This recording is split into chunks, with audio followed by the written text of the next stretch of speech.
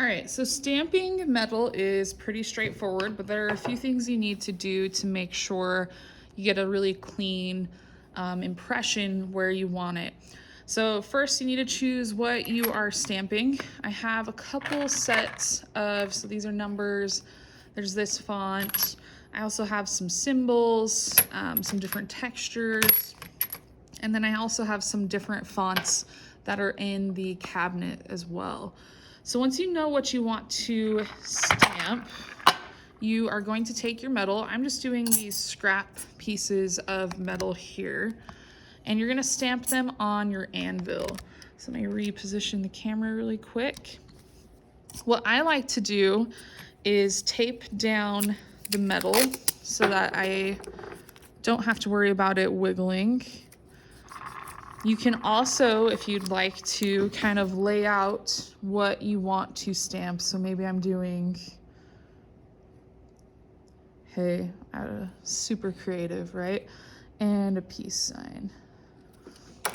So then I can take my stamp, let me find my H, and you can see the impression right here. So the H, I'm going to line it up above my H here, and you want to make sure the stamp is pushed down flush against the metal. You don't want it to be angling in any direction because you won't get a clean impression.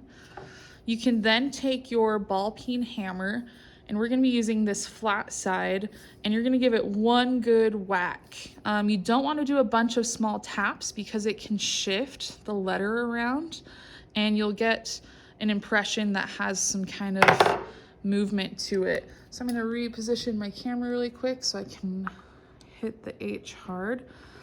I'm holding it kind of down closer to the base so that it's not going to wiggle around, and just one hit is all I need. So if you come back down, you can see I have a clean impression of the H. The stamps, stamping that is going to be the exact same no matter which size of stamp you use, what shape. You again just want to make sure you're holding it flush and that you give it one hard tap.